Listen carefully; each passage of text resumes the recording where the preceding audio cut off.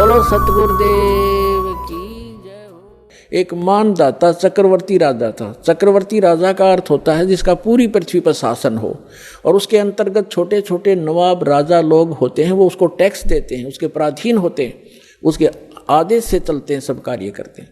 और 2-4 वर्ष के बाद वो क्या करता है राजा, ये देखने के लिए कि मेरे शासनकाल में किसी ने मेरी स्वाधीनता अस्वीकार तो नहीं कर दी है, मेरी पराधीनता कोई अस्वीकार तो नहीं कर दिया, यानी मेरे अपने आप में स्वयंभू कोई राजा ना बन गया हो। उसके लिए एक घोड़ा छोड़ते हैं जो राजा का निजी घोड़ा होता है, और उसके आगे एक पंपलेट लटका दिया जाता है कि जिस भी राजा को मानदाता चक्रवर्ती राजा की पराधीनता स्वीकार ना हो, इस घोड़े को पकड़ के बांध ले और युद्ध के लिए तैयार हो जा। राजा के पास 72 करोड़ सेना है, ये समझो सिंपल भाषा में। 72 अक्षौणी का तो वैसे अलग से होता है, जैसे इतने घुड़सवार, इतने रथ वाले, इतने फलाने हाथी वाले, वो मिलाकर के सारा होता है, हम सिंपल भाव से समझते हैं। 72 करोड़ सेना है, 72 अक्षौणी। वो घोड़ा चल पड़ा, पीछे सैनिक थे, सैनिक घोड़ों पर, घोड़ा खाली, और वो चल रहा अपनी मर्जी से, कहीं से जा रहा, किधर ही जा रहा। तो जाते समय भी चौनक ऋषि ने देखा कि घोड़ा खाली जा रहा है, बाकी वे सवार बैठे, क्या कारण है। लेकिन वापस जब आए तो भी वहीं से आगे वो कुदरती सारी पृथ्वी पर घूम के 1-2-4 वर्ष के बाद तो ऋषि ने पूछा कि सैनिकों ये घोड़े पर सवार क्यों नहीं कोई। तो उसने बताया, सैनिकों ने बताया कि ये राजा मानदाता चक्रवर्ती राजा का घोड़ा है, इसमें कोई बैठ नहीं सकता। और इसके गले में क्या लिखा है, ऋषि ने पूछा। सैनिकों ने उत्तर दिया, इसके गले में ये लिखा है कि जो इस घोड़े को पकड़ेगा उसने राजा मानदाता जी के साथ युद्ध करना पड़ेगा, और राजा के पास 72 करोड़ सेना है। ऋषि ने पूछा, क्या किसी ने नहीं पकड़ा। तो सैनिकों ने कहा, कौन पकड़े, उसकी जाड़ फोड़ दें हम, है किसी की पिलाया किसी की मां ने दूध। ये सैनिक भी एक आधा हो अगर मुंह फटे। तो उसने ऋषि ने सोचा राजा को अभिमान हो गया, इसका अभिमान ठीक करते हैं। बता, ऋषि का राजा के अड़न का के तो क्या ऋषि है वो, ऋषि माने अच्छी आत्मा, और तो गधा है बे, मतलब पंगा पा लिया। बोला मन यू घोड़ा बांध लिया, रख बांध दो घोड़े को मेरे वृक्ष के जिसके नीचे तपस्या करे था। सैनिकों ने बांध दिया। सैनिकों ने कहा उस ऋषि से कि ये घोड़ा आप बांधोगे, मानदाता चक्रवर्ती का युद्ध करोगे। कहा मैं युद्ध करूंगा उसके साथ। सैनिकों ने कहा, कंगले तेरे दाने खाने को नहीं, तेरी क्यों सामत आई है, चुप करके अपनी भक्ति कर, और माला फेर, क्यों मरे तू बेआई मौत क्यों मर रहा है। उसने चौनक ऋषि ने कहा कि तुम राजा के से जाके कह दो कि चौनक ऋषि ने तेरा युद्ध स्वीकार कर लिया।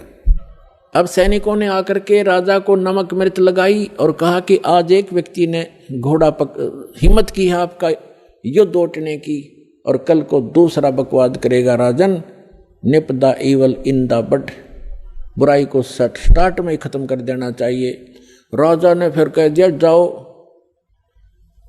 उस 72 करोड़ की 4 प्लाटून 4 टुकड़ी कर ली। 18 करोड़ सेना एक आदमी को मारने के लिए भेज दी, चौनक ऋषि को। और चौनक ऋषि ने क्या किया, अपनी जो साधना करी थी, सारे जीवन में डले डोए थे, उसकी 4 पुतली बना दी, एटम बम बना लिए सिद्धि थे।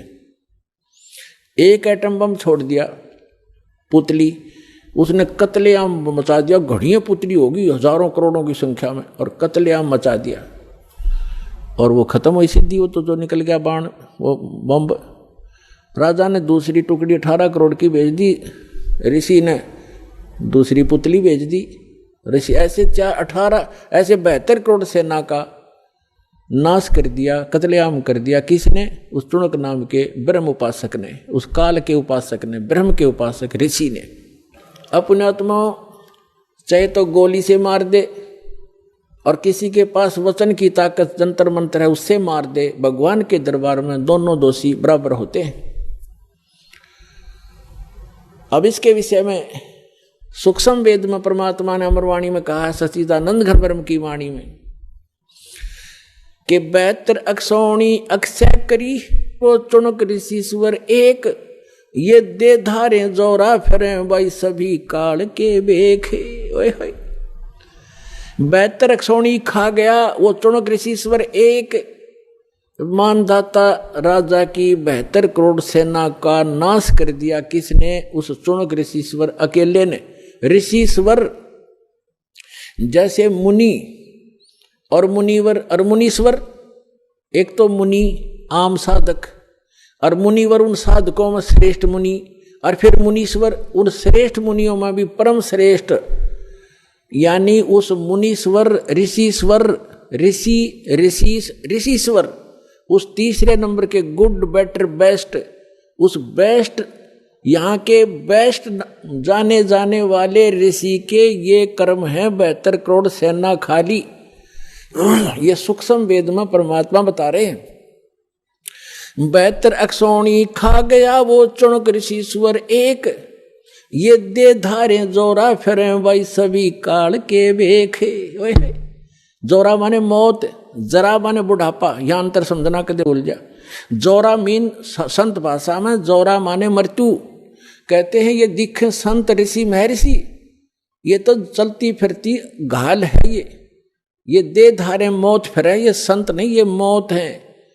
ये सभी काल के भेख, ये ब्रह्म के साधक, ब्रह्म तक के पुजारी, ये सभी काल के भेख दे धारे जोरा फिरे या मौत फिरे, चलती फिरती मनुष्य रूप में इतने मानस मार दिए, तुम इनको ऋषि कहते हो। तो यहाँ गीता ज्ञानदाता भी कहता है कि ये ऋषि हैं तो नेक, लेकिन तत्वदर्शी संत ना मिलने से मेरे वाली अनुत्तम घटिया साधना में लीन रहे, गति में लीन रहे। अब क्या बनेगा? ओम नाम के जाप से ये ब्रह्म लोक जाएगा, और जो सिद्धि की थी, जो साधना तपस्या की, से ये राजा बनेगा।